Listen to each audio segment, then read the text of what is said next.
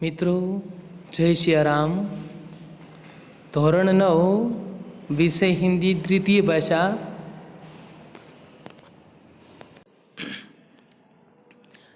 પાઠ 5 સ્વરાજ્ય की नींव. મિત્રો આપણે આગળના વિડીયોમાં સ્વરાજ્ય की नींव પાઠના કવિ એટલે કે લેખક વિષ્ણુ પ્રભાકર હતા. તેનો પરિચય આપણે જોયો હતો. તેમના જીવન ચરિત્ર વિશે જોયું હતું. આ પાઠની સ્ટોરી એટલે કે ભાવાર્થ હિન્દીમાં અને ગુજરાતીમાં બંનેમાં જોયા હતા મિત્રો આપણે.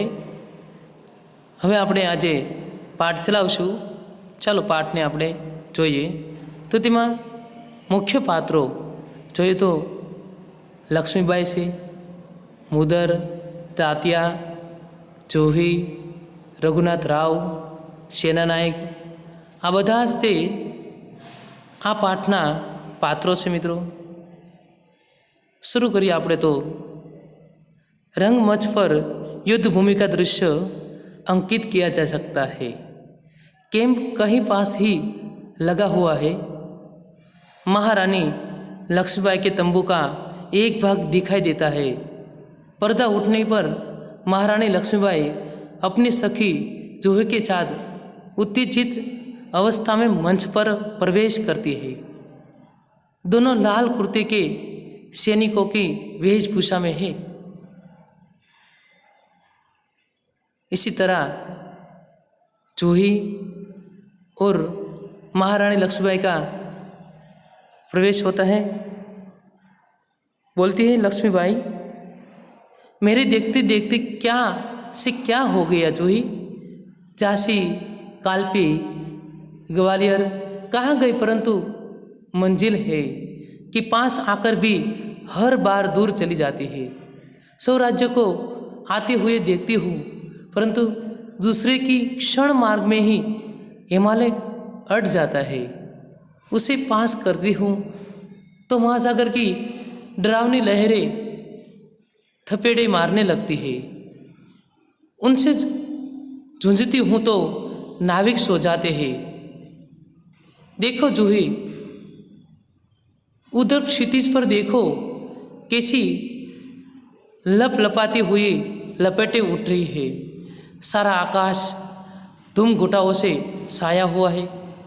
प्रलय की भूमिका है, लेकिन राव साहेब है कि रक्तमंडल की छाया में ऐसा आराम में मशगूल है. आवेश में आते आते लगे सहसा मौन हो जाती है. जूही कुछ करने के लिए मुंह खोलती है कि महारानी फिर बोल उठती है, जूही जूही, मैंने प्रतिज्ञा की है कि मैं अपनी झांसी नहीं दूंगी, लेकिन झांसी हाथ से निकल गई जूही. सहसा तीव्र होकर, नहीं नहीं झांसी हाथ से नहीं निकली. मैं अपनी झांसी नहीं दूंगी. मैं अकेली हूँ, लेकिन उससे क्या, मैं अकेली ही झांसी लेकर रहूँगी. આવી રીતે तुम जुओ છો मित्रों के यहाँ पे आप देखते हैं तो रानी लक्ष्मीबाई यह देखकर निराश है कि झांसी, कालपी और ग्वालियर स्वतंत्र सेनानियों के हाथ से निकल गए हैं. केवल ग्वालियर का किला उनके अधिकार में रहा है. इसलिए उसका दिल धड़क रहा है कि मेरी झांसी मेरे हाथ से निकल गई है. उसके बाद उसका उत्साह आता है कि ना ना, लेकिन नहीं नहीं दूंगा, मैं मेरी झांसी को नहीं दूंगी. उसके बाद जूही बोलती है, कौन कहता है आप अकेले हैं. महारानी, आप तो गीता पढ़ती है, फिर यह निराश कैसी.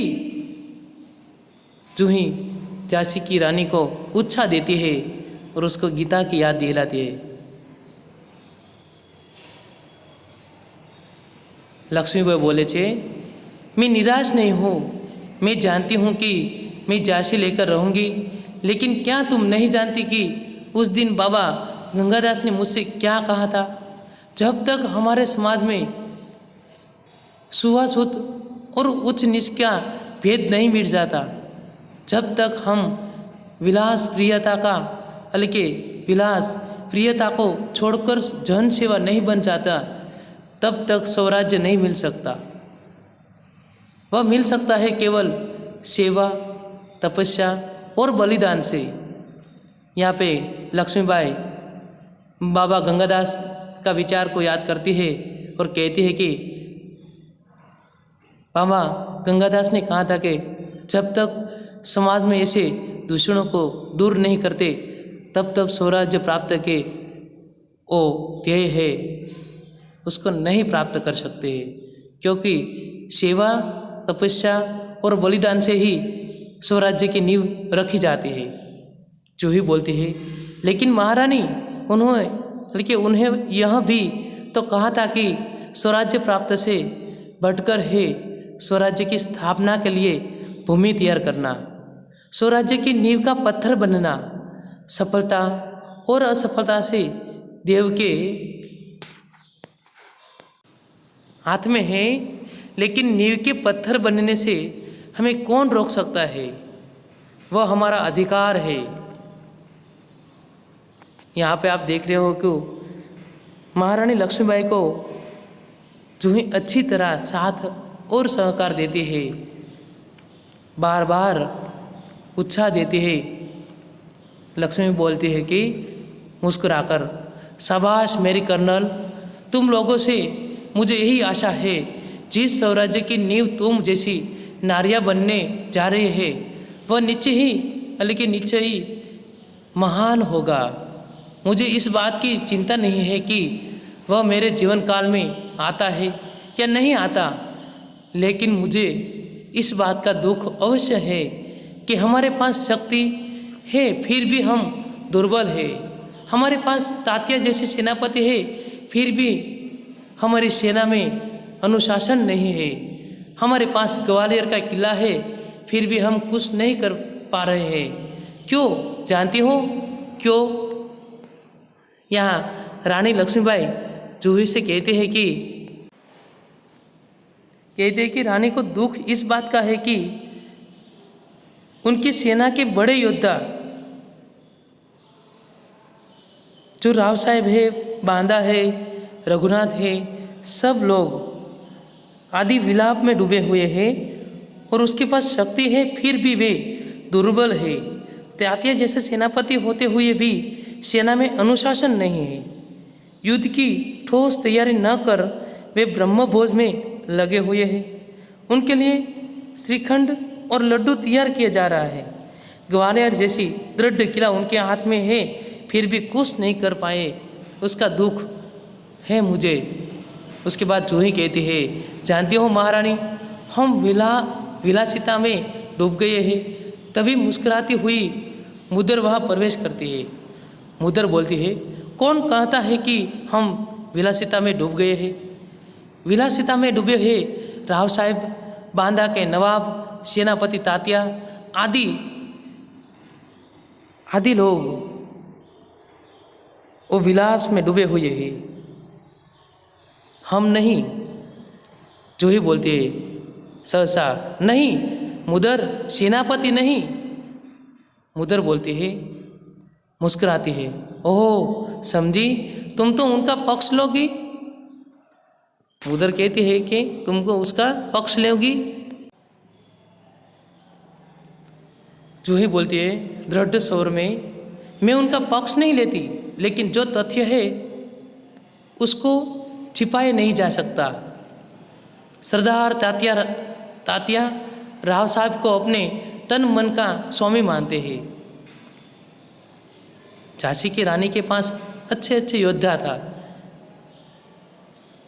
क्योंकि उसके पास तात्या तोपे साहब और राव साहब जैसे बड़े योद्धा होने से वो महान दिखती थी। बाद में भी रानी लक्ष्मीबाई दुखी है, उसकी चर्चा जूही मुदर करती है। बाद में मुदर बोलती है, और तुम उनको अपना स्वामी मानती हो? जूही, हाँ मैं उनको अपना स्वामी मानती हूँ और मानती रहूँगी, लेकिन उनसे भी अधिक मैं महारानी को अपना स्वामी मानती हूँ, और महारानी से भी बढ़कर मैं अपने देश को अपना स्वामी मानती हूँ। देश के लिए मैं सरदार को भी ठुकरा सकती हूँ, ठुकरा चुकी हूँ। इसी उत्साही लड़के लेके जूही अपने देश के लिए सब कुछ करने के लिए तैयार है। आप देखते हो मुद्रत बोलती है, शक पक्का कर जूही, तू तो नाराज हो गई। मेरा यह मतलब नहीं था, मैं तो केवल इतना ही कहना चाहती थी कि जब तूने उन्हें अपना स्वामी मान लिया है तो तू उन्हें रोकती क्यों नहीं।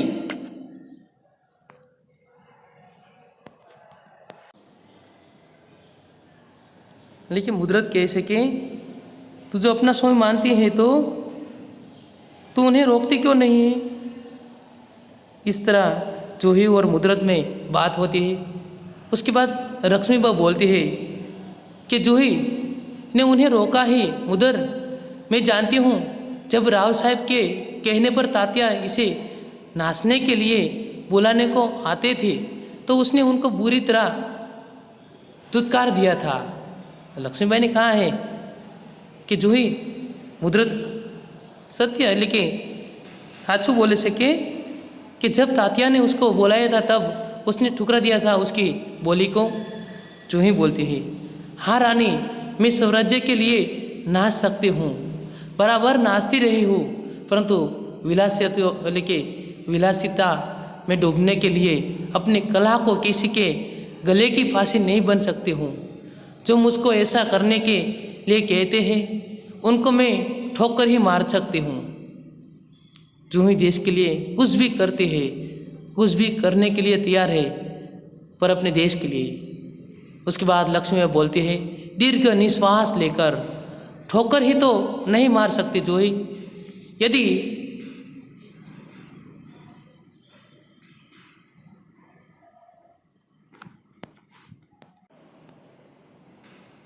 यही दर्द तो हमें कसोट रहा है। अगर ठोकर मार कर हम उनकी मदहोशी दूर कर सकते तो बात ही क्या थी। जूही और लक्ष्मी में बात करते हैं कि जो उसको ठोकर मारते हैं तो वो मदहोशी दूर कर सकते ने की बात नहीं थी। तो जूही बोलती है, भाई साहब, मैं औरों की बात नहीं जानती, मुझे आज्ञा दीजिए, मैं ठोकर मारने को तैयार हूँ उधर, और मैं भी तैयार हूँ भाई साहब। चलो हम सब हल्के चलकर उनकी नींद हराम कर दे। क्या लक्ष्मी बोलते हैं थी, नहीं मुदर, नहीं, हम उनकी नींद हराम नहीं कर सकते। अब तो दुश्मन की ठोकर ही उनको उस दिन हल्के नींद से जगा सकती हो, हल्के दुश्मन उसको हल्ला करेंगी तभी उसकी नींदर हराम होगी। जो ही दुश्मन की ठोकर, यह आप क्या कर रही है। जूही को दुख लगता है कि दुश्मन की ठोकर, ये आप क्या कर रहे हो लक्ष्मीबाई।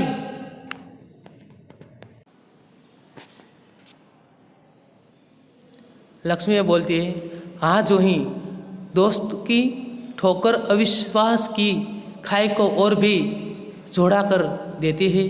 क्या तुम नहीं जानती कि हम एक दूसरे को किस दृष्टि से देखते हैं। क्या ऐसी स्थिति में मेरे कुछ कहने से शंकाओं की घटा और भी गहरा नहीं उठ सकती, बल्कि उठेंगी। लक्ष्मीबाई और जूही बात करते हैं तो मुदर बोलती है, भाई साहब ठीक कहती है, शंकाएं अविश्वास पैदा करेंगी और उस अविश्वास से उत्पन्न निराशा को दूर करने के लिए पायल की झंकार और भी जनक उठेंगी। शिखंड और लड्डुओं पर जान देने वाले ब्राह्मणों के आशीर्वाद का स्वर और भी तेज हो उठेगा। सहसा कहीं दूर तोप का स्वर उठता है। इसी तरह यहाँ मुदर कहते हैं कि यहाँ शिखंड और लड्डुओं पर जिन लोगों ने अपनी देश को छोड़ दिया है, उस ब्राह्मणों में देखते हैं कि ग्वालियर जैसी दृढ़ किला उनके पास पहुंचता वो दुखी है। किस लिए? उसके महान योद्धे तो के राव साहब, बांदा के नवाब रघुनाथ राव, वो सब विलाप यानी कि विलास ने डूबे हुए और और तात्या तोपे ब्रह्म भोजन में, जिसमें श्रीखंड लड्डू जैसी भोजन के लिए तड़प रहे हैं। इसके लिए झांसी की लाई यानी कि रानी दुखी है। झांसी की रानी बोलती है, और जूही तू अगर तात्या को खोज सके तो तुरंत उन्हें यहाँ आने के लिए कह। कहते हैं कि यदि आपने तात्या को ढूंढ लिया तो उसको तुरंत यहाँ आने के लिए कहो। तो यहाँ बोलती है जूही, खोज क्यों नहीं सकती? आपकी आज्ञा होने पर मैं उन्हें पाताल से भी खींच कर ला सकती हूँ। जाने को मूर्ति है कि रघुनाथ राव तेजी से प्रवेश करते हैं। रघुनाथ राव बोलते हैं, महारानी आपने सुना? लक्ष्मीबाई, क्या रघुनाथ राव, महारानी जनरल रोज की सेना ने मुरार में पेशवा की सेना को हरा दिया। रघुनाथ राव का संदेश था कि जनरल रोज की सेना ने मुरार में पेशवा सरकार की सेना को हरा दिया है। जूही काँप कर, क्या पेशवा की सेना हार गई? लक्ष्मीबाई बोलती है, पेशवा की सेना हार गई? यह अच्छी हुई है, बल्कि हुआ, और पेशवा की आंखें खुलेंगी। रघुनाथ अपनी सेना को तैयार होने की आज्ञा दो। लक्ष्मीबाई क्या कहते हैं कि रघुनाथ अपनी सेना को तैयार होने की आज्ञा दो, रोज ग्वालियर का किला नहीं लेके सकेगा। उसके बाद रघुनाथ बोलते हैं, मैं जानती हूँ, बल्कि मैं जानता हूँ वह कभी नहीं ले सकेगा। मैं अभी सेना को कुछ के लिए तैयार करता हूँ, केवल आपको सुनना हल्के सूचना देने के लिए आया था। अब जाता हो। और लेके रघुनाथ जाता है। लक्ष्मीबाई बोलते हैं, और जूही तुम भी जाओ, सहसा बाहर देकर, लेकिन ठहरो, शायद सेनापति तात्या इधर ही आ रहे हैं। लेकिन जूही को रोकते हैं और कहते हैं कि सेनापति तात्या तो ऊपर, लेकिन तात्या इधर आ रहे हैं, तो आप रोके। जूही बोलती है बाहर देखकर, जी हाँ, ऐसो सरदार तात्या ही है, सरदार तात्या का प्रवेश। लक्ष्मीबाई बोलती है, कहिए सरदार तात्या, आज आप इधर कैसे भूल पड़े? तात्या, भाई साहब, मैं किसी के लिए सरदार हो सकता हूँ, पर आपके लिए तो सेवक ही हूँ। तात्या जी लक्ष्मीबाई के कहते हैं कि मैं किसी के लिए सरदार हूँ, पर आपके लिए तो सेवक ही हूँ। लक्ष्मीबाई बोलती है व्यंग्य से, इतने बड़े सेनापति को इस प्रकार एक नारी के सामने झुकते लज्जा नहीं आती। खैर छोड़ो इस बात को, यह तुम्हारी विनम्रता है, लेकिन यह तोपो की आवाज़ कैसी आ रही है? कौन सा उत्सव मनाया जा रहा है? शायद साटोकारों में जहांगीर बांटना अभी खत्म नहीं हुआ है। लक्ष्मीबाई कहती है। उसके बाद तात्या बोलता है, भाई साहब, आपको हमें लिज्जत करने का पूरा अधिकार है। हम इसे योग्य है कि जो कुछ हो रहा है वह आप जानती ही है। तो लक्ष्मीबाई बोलती है, शायद ब्रह्म भोजन के उपलक्ष्य में ये तोपे चल रही है। श्रीखंड और लड्डुओं के लिए भी शक्कर की कमी तो नहीं पड़ी। लक्ष्मीबाई उसको कहती है कि आप ब्रह्म भोजन के लिए ही यहाँ चक्कर नहीं आने कि श्रीखंड और लड्डुओं के लिए। जो ही सरकार इस बार इनको माफ़ कर दीजिए। जो ही उसके लिए माफ़ी मांगते हैं कि सरकार उसको माफ़ कर दिए। तात्या बोलते व्यंग्य बल्कि व्यग्र होकर, भाई साहब, आप यूँ कब तक फटकारती रहेंगी? तो लक्ष्मीबाई बोलती है, तुम कहते हैं अच्छा, लेकिन मुदर का प्रवेश बोलते हैं। मुदर, सरकार सेना तैयार है। लक्ष्मीबाई, तो मैं भी तैयार हूँ। त्यात्या, तुमसे मुझे बहुत आशाएं थी, तुम्हारे रहते यह सब क्या हो गया। जूही, सरकार ये स्वामी भक्त है। तो लक्ष्मीबाई बोलती है, लेकिन आज हमें देशभक्तों की आवश्यकता ये है। खैर अब भी कुछ नहीं बिगड़ा, अब भी बहुत कुछ किया जा सकता है।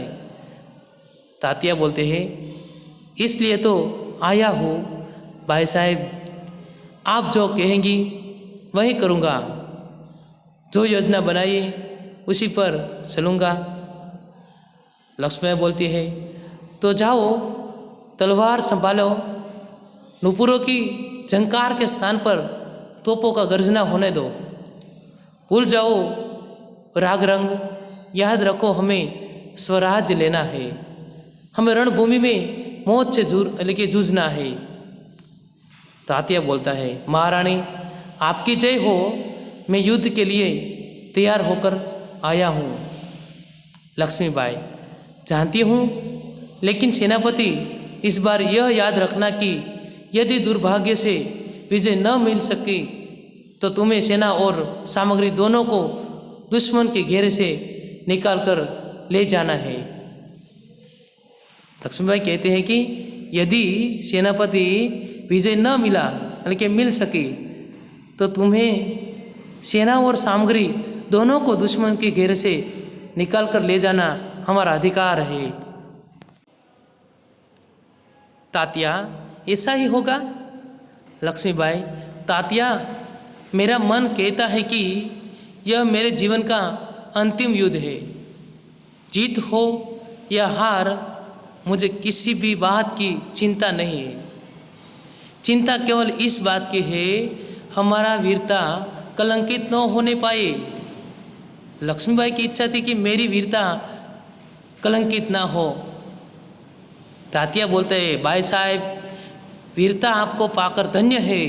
आपके रहते कलंक हमारी साया को भी नहीं छू पाई, बल्कि छू सकेगा। आज्ञा दीजिए, प्रणाम। इस तरह लक्ष्मीबाई तात्या को कहते हैं, प्रणाम तात्या, मैं सीधी युद्ध भूमि में जा रही हूँ, देर न लगाना। तात्या चला जाता है। मुदर आकर बोलती है, सरकार, आज मैं बराबर आपके साथ रहूँगी। और जूही भी बोलती है, और मैं तोपखाना संभालूंगी। इसी तरह लड़कियों ने इसी तरह बहादुरी दिखाएगी कि स्वराज्य की नींव कैसे रखी जा रही है। इसमें लक्ष्मीबाई, मुदर और जूही तीनों लड़कियों ने स्वराज्य की नींव कैसे रखी है उसकी बात यहाँ पे लक्ष्मीबाई बोलती है, कहते हैं, और हम सब मिलकर या तो स्वराज्य प्राप्त करके रहेंगे या स्वराज्य की नींव का पत्थर बनेंगे। हर हर महादेव। तीनों हर हर महादेव का उद्घोष करते हैं। पृष्ठभूमि में यदि उद्घोष उभर कर आता है, जो मंच पर प्रकाश के गुंगलाते न गुंगलाते सब कहीं सा जाता है। फिर धीरे धीरे शांति छाने लगते हैं, प्रकाश उभरने लगता है और पृष्ठभूमि में गीता पाठ का स्वर उठता है। इस तरह स्वराज्य की नींव ये पाठ के विष्णु प्रभाकर का ये पाठ यहाँ पे अंत होता है। કે આ પાઠ અહીંયા પૂર્ણ થાય છે મિત્રો। આ રીતે મહારાણી લક્ષ્મીબાઈની ઈચ્છા હતી કે સ્વરાજ્યની નીંવ કેવી રીતે રખાય, એની વાત આજે આપણને અહીંયા કરી છે। જેની ઝાંસીની રાણી કહેવાય છે એવી મહારાણી લક્ષ્મીબાઈને અહીંયા કાયમ માટે હજે લોકો યાદ કરે છે મિત્રો। અને આપણે હજે અને તેને યાદ જ કરીએ છીએ કે જેને એક સ્ત્રી હોવા છતાં પોતે પોતાની ધરતીની કેવી રીતે રક્ષા કરી, જેને અંગ્રેજોના હાથમાંથી છોડાવીને લાવી હતી, એ સ્ત્રીની વાતે અહીંયા આપણે સાંભળી છે આજે। એની સાથે મુદર, જૂહી જેસી સ્ત્રીઓએ પણ દેશ માટે ઘણું બધું બલિદાન દઈ દીધું છે મિત્રો। એને કેમ ભૂલાય? આ રીતની આખી વિષ્ણુ પ્રભાકરની વાત છે, જેમાં સ્વરાજ્ય કી નીંવ कैसे रखी जाए। उसकी बात यहाँ की है कि और लक्ष्मीबाई ने, बाबा गंगादास ने लक्ष्मीबाई ने यानी कि लक्ष्मीबाई से कहा था कि केवल सेवा, तपस्या और बलिदान से ही स्वराज्य मिल सकता है। स्वराज्य प्राप्त से ही यानी कि प्राप्त से भी अधिक महत्वपूर्ण है स्वराज्य की स्थापना के लिए भूमि तैयार करना और स्वराज्य की नींव का पत्थर बनना। इस तरह लक्ष्मीबाई, जूही, मुदर आदि स्वराज्य की नींव के पत्थर ही बनना चाहती थी, इसलिए उसने अपना जीवन कुर्बान कर दिया। આવી લડકીઓને ધન્ય ધન્ય છે જેને દેશ માટે પોતાનો જીવ સમર્પિત કરી દીધો। આ મિત્રો પાઠ રાખી વાંચજો અને તૈયારી કરજો જેથી કરીને તમને પરીક્ષામાં ઉપયોગી બને। અસ્તુ, જય હિન્દ, જય ભારત।